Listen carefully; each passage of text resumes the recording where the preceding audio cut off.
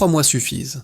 Manet a basculé. Plus de 5 milliards de francs CFA ont activé 83 000 personnes, recréant d'un coup une base productive locale.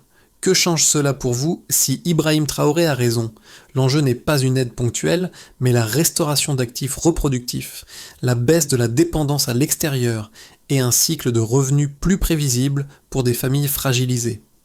Si la mécanique tient, les marchés locaux se densifient, les savoir-faire circulent et le pays gagne une marge d'autonomie économique plus vite qu'on ne l'imagine dans le Sahel. Ce récit fait une promesse claire.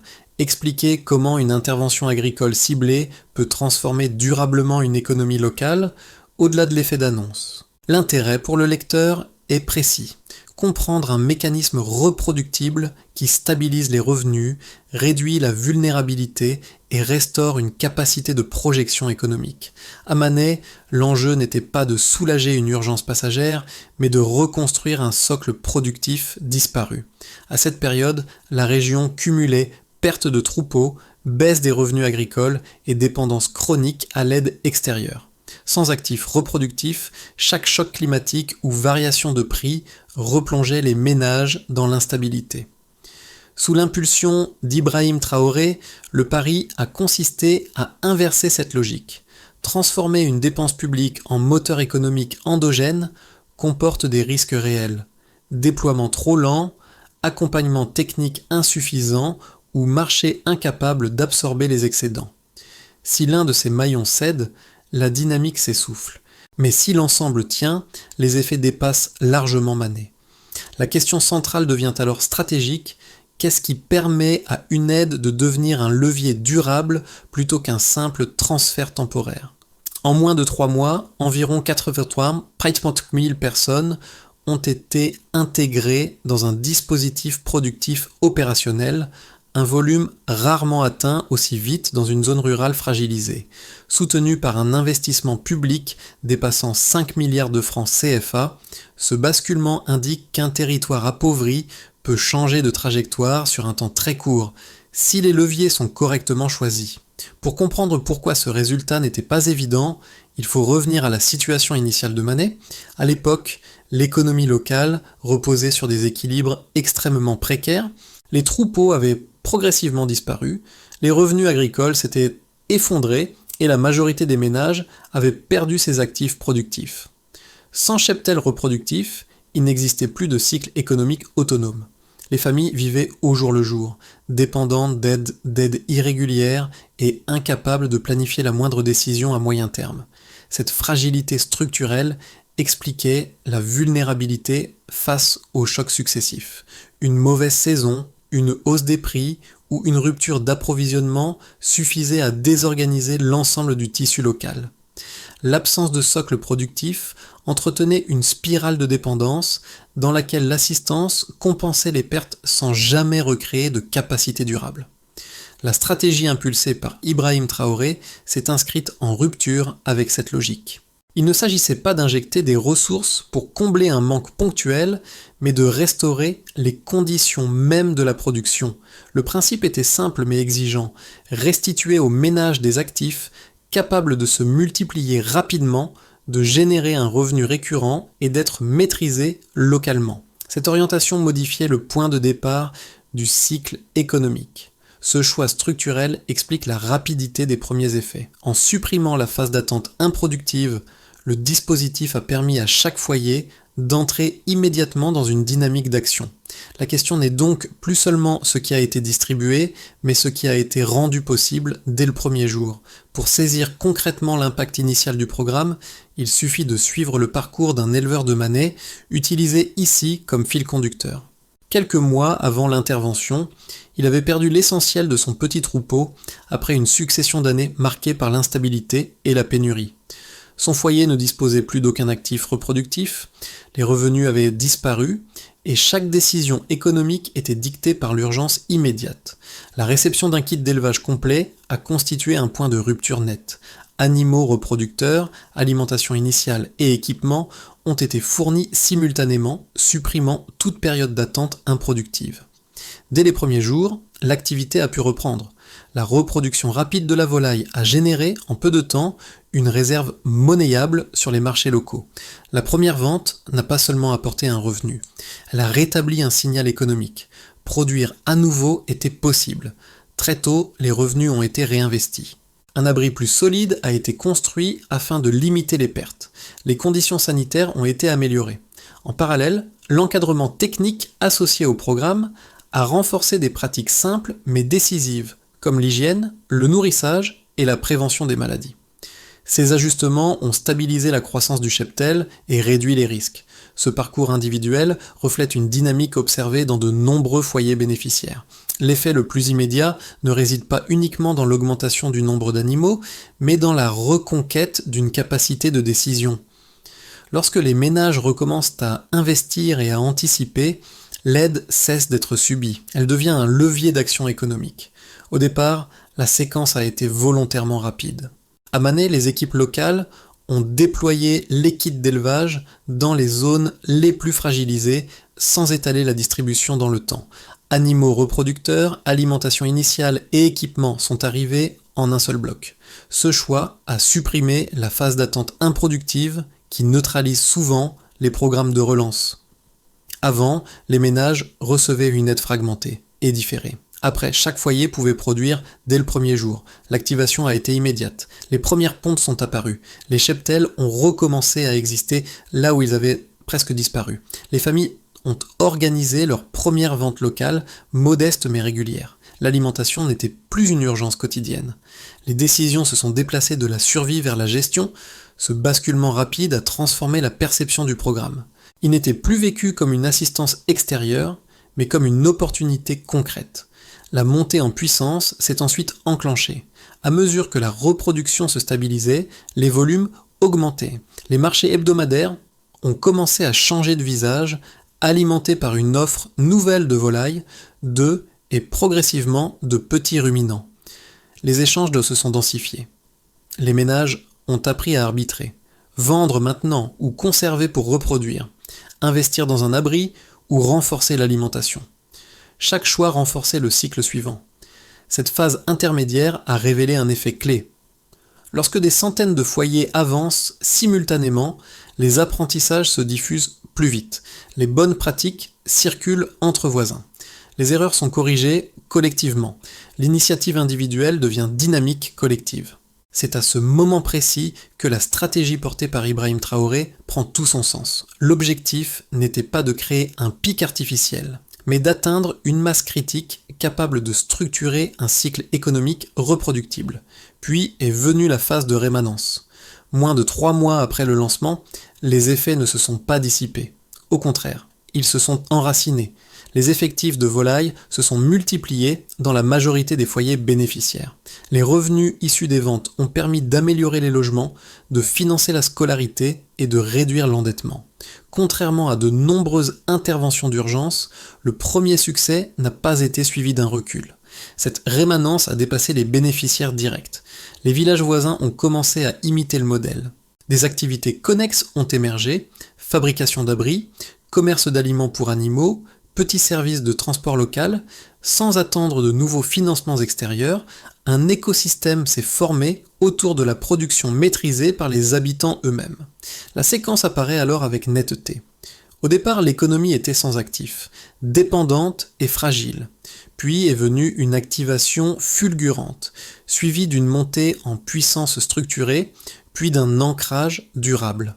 Lorsque les actifs productifs sont restaurés et contrôlés localement, la trajectoire d'un territoire peut changer plus vite que prévu. Le point de départ mesurable est clair. Au commencement, la région de Mané disposait de très peu d'actifs reproductifs capables de soutenir une activité continue. Les troupeaux avaient été largement décimés et la majorité des ménages ne conservaient qu'un nombre symbolique d'animaux, insuffisant pour enclencher un cycle viable. Ensuite, en moins de 3 mois, environ 83 000 personnes ont été intégrées dans un dispositif productif opérationnel, franchissant un seuil rarement atteint dans un délai aussi court. Ce premier indicateur n'est pas qu'un volume humain, il signale un choix d'échelle. Lorsque des milliers de foyers entrent simultanément dans le même cycle productif, les effets ne s'additionnent pas seulement, ils se renforcent. Les marchés locaux gagnent en densité, les échanges se multiplient, les apprentissages se diffusent plus vite, la masse critique transforme des initiatives individuelles en dynamique collective. Le second repère chiffré concerne l'engagement financier. Plus de 5 milliards de francs CFA ont été mobilisés pour financer les animaux reproducteurs, l'alimentation initiale, la logistique et l'accompagnement technique. Ce montant ne décrit pas une dépense de consommation immédiate. Il installe une capacité productive. Chaque franc engagé vise à générer un actif capable de produire à son tour plutôt qu'à combler un manque temporaire. La lecture correcte de ce chiffre est donc structurelle. Il s'agit d'un levier, pas d'un transfert. Le troisième indicateur porte sur l'évolution des cheptels. En moins de 3 mois, les effectifs de volailles et de petits ruminants ont augmenté à plusieurs reprises dans la majorité des foyers bénéficiaires. Cette accélération n'est ni aléatoire ni exceptionnelle. Elle résulte de 3 facteurs combinés. La sélection d'animaux reproducteurs adaptés, un apport alimentaire suffisant dès le départ et un encadrement technique de base. Chacun de ces éléments, pris isolément, aurait produit un effet limité. Ensemble, ils expliquent la rapidité de la montée en charge. Ces chiffres doivent être interprétés avec prudence. Ils ne garantissent pas à eux seuls la durabilité, mais leur cohérence est déterminante. Les bénéficiaires ne consomment pas immédiatement l'intégralité des revenus générés. Une part est réinvestie dans des abris, des aliments supplémentaires et l'amélioration des conditions sanitaires. Ce comportement d'arbitrage constitue un indicateur qualitatif clé. Il traduit l'émergence d'une capacité de projection. Sous l'impulsion d'Ibrahim Traoré, la logique des données devient lisible. Au départ, l'économie était sans actifs, exposée à chaque choc. Puis une base productive a été restaurée, capable de générer des revenus réguliers et de réduire la dépendance à l'aide extérieure. Les chiffres ne décrivent pas une embellie ponctuelle. Ils dessinent un changement de trajectoire. La question centrale n'est donc plus de savoir si l'effet initial existe. Les données le confirment. L'enjeu devient plus précis. Comment consolider ces indicateurs pour qu'ils résistent au temps, aux aléas et à l'extension du modèle à d'autres territoires. Une première lecture critique avance que la dynamique observée à Manet pourrait n'être qu'un phénomène transitoire. Selon cette thèse, la croissance rapide des cheptels dans les premiers mois ne préjuge en rien de la stabilité à long terme. Des expériences menées dans d'autres régions sahéliennes ont montré des démarrages prometteurs, suivis d'un essoufflement, faute d'infrastructures suffisantes, de suivi sanitaire continu ou de marchés capables d'absorber une production accrue. Dans cette perspective, le programme risquerait de dépendre durablement d'un soutien extérieur pour éviter un retour en arrière. Un second argument critique porte sur la saturation potentielle des marchés locaux. Si l'offre de volailles, d'œufs ou de petits ruminants augmente plus vite que la demande, les prix peuvent en chuter. Les revenus des ménages s'érodent alors, réduisant leur capacité à réinvestir. Cette hypothèse souligne un risque réel. Un succès trop rapide peut fragiliser la dynamique s'il n'est pas accompagné par une structuration des débouchés. Ces objections méritent d'être prises au sérieux. Toutefois, l'examen des éléments observables à Manet permet de nuancer. Premièrement, l'augmentation multiple des effectifs en moins de 3 mois indique un processus reproductif viable, et non un simple afflux ponctuel. La reproduction repose sur des actifs maîtrisés localement, ce qui limite la dépendance à des apports extérieurs constants. Deuxièmement, les comportements économiques des ménages fournissent un signal important. Les revenus générés ne sont pas absorbés par une consommation immédiate. Ils sont en partie réinvestis dans des abris, des aliments et des pratiques sanitaires améliorées.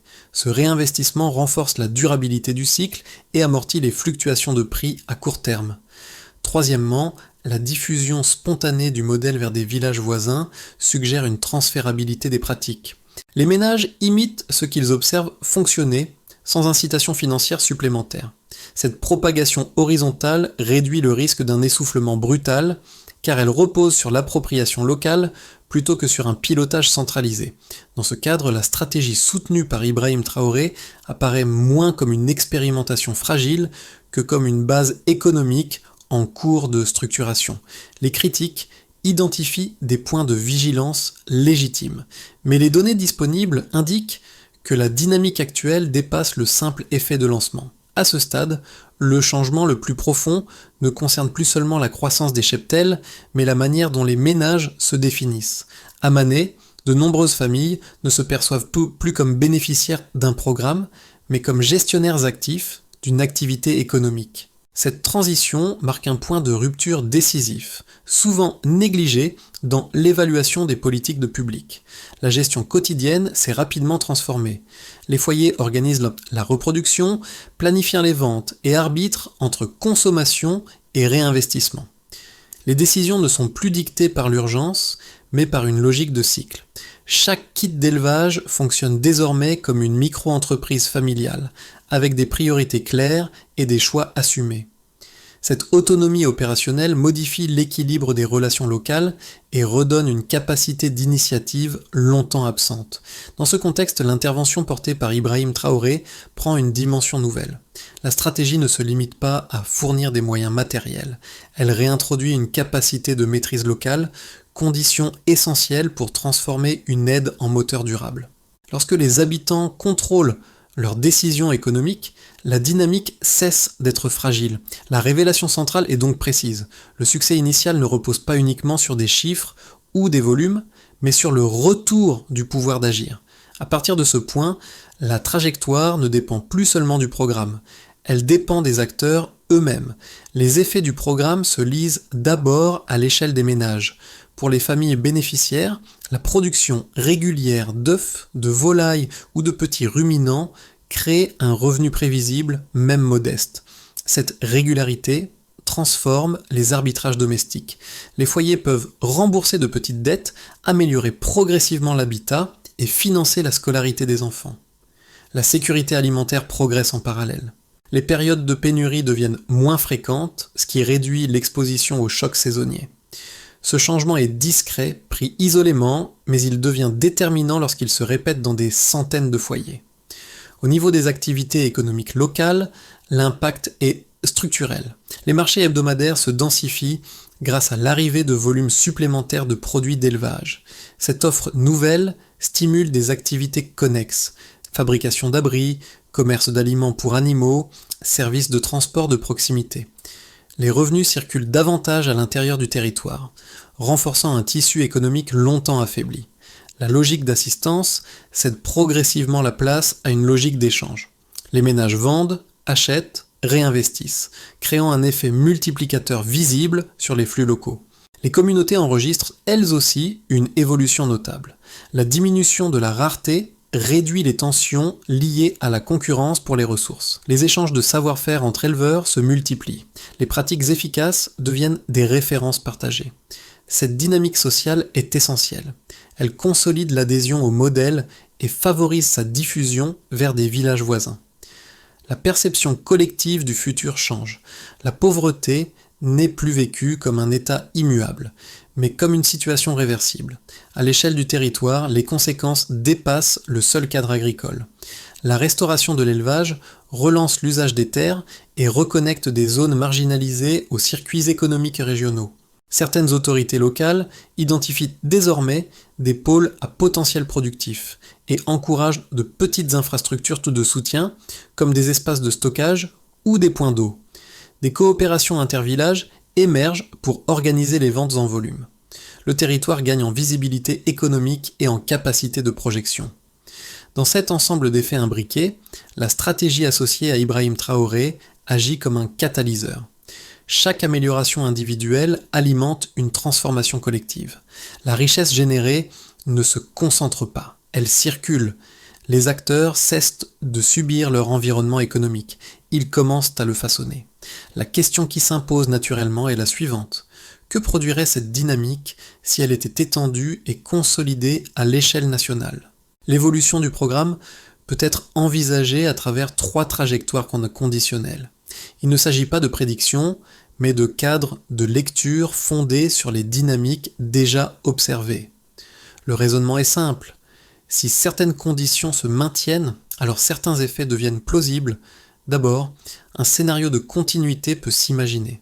Les ménages maintiennent les cycles de reproduction actuels sans chercher une expansion rapide. Les marchés locaux absorbent progressivement les excédents et les revenus augmentent de manière modérée mais régulière. Les investissements restent ciblés. Amélioration des abris, sécurisation de l'alimentation animale, pratiques sanitaires stables.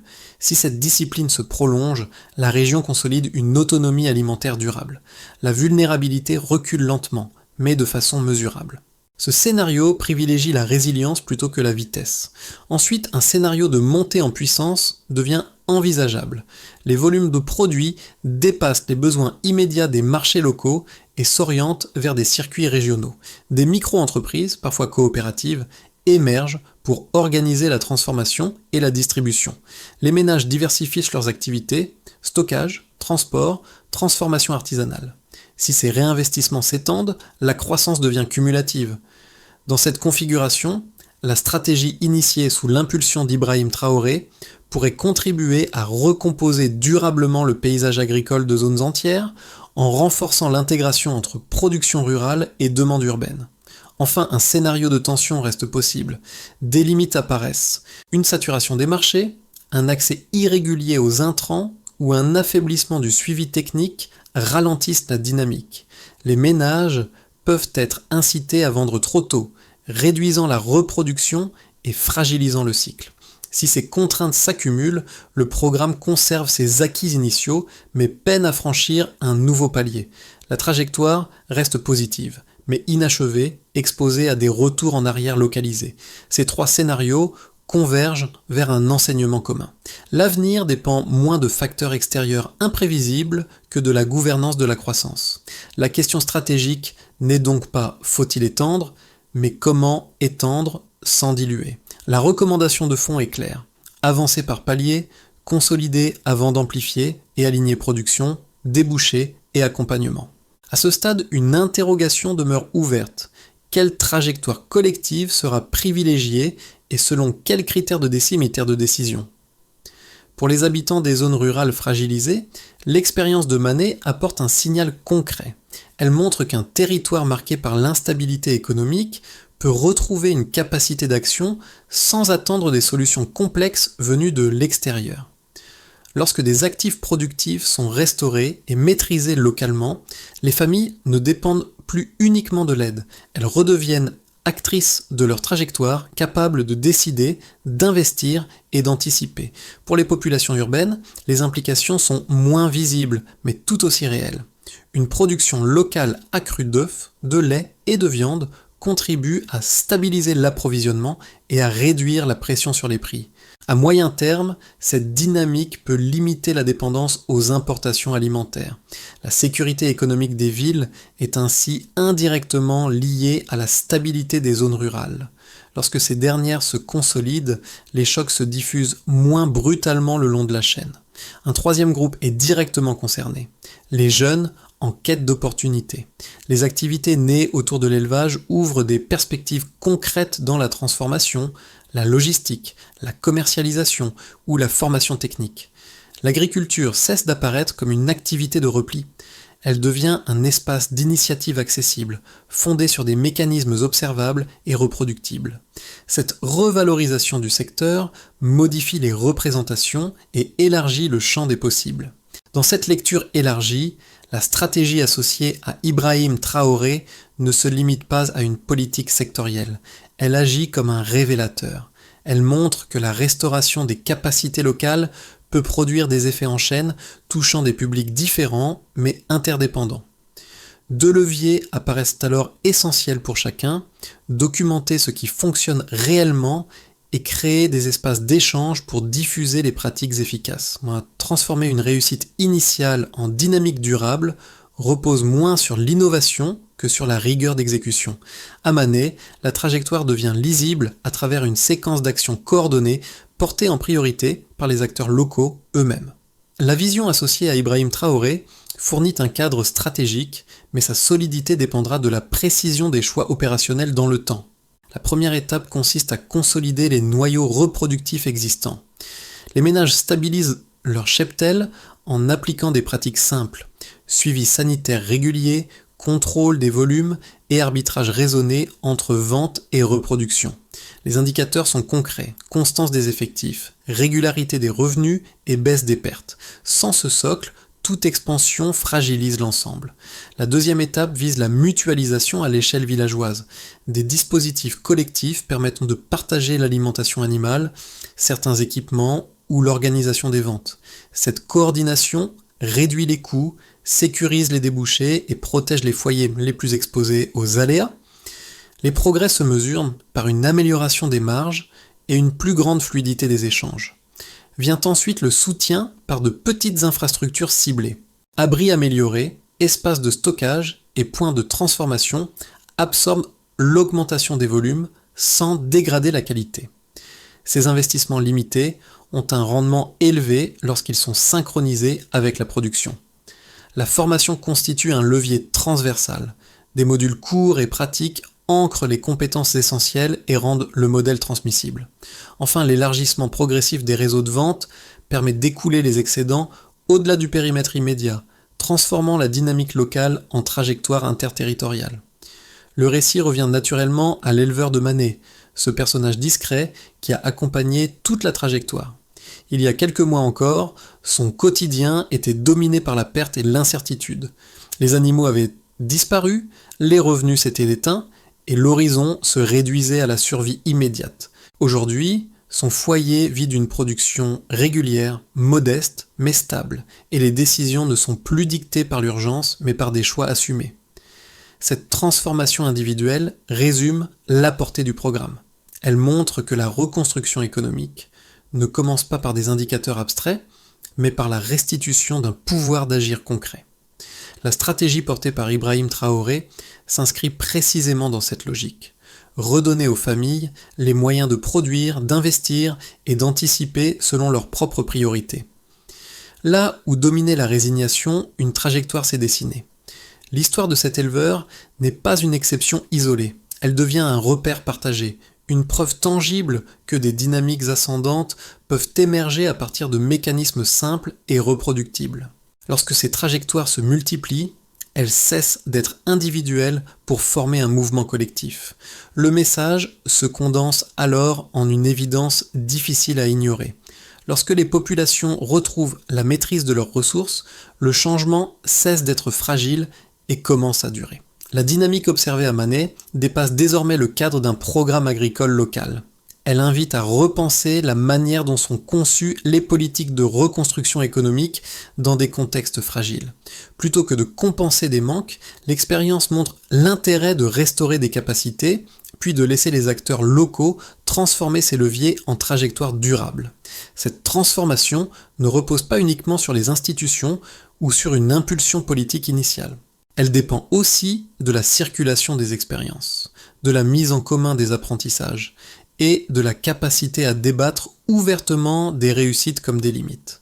Observer ce qui fonctionne, comparer les trajectoires, documenter les effets réels sur le terrain. Ces gestes simples renforcent la solidité d'un modèle et évitent qu'il ne se dilue avec le temps. Dans cette perspective, le rôle du public n'est pas passif. S'informer, questionner les mécanismes à l'œuvre et participer au dialogue collectif contribue à ancrer ces dynamiques dans la durée. Au-delà de Manet et de l'action associée à Ibrahim Traoré, une question demeure ouverte et concerne chacun. Quel chemin permettra à ce type de transformation locale de s'étendre sans perdre son sens? Et quelles conditions faudra-t-il réunir pour qu'elle s'inscrive durablement dans le temps?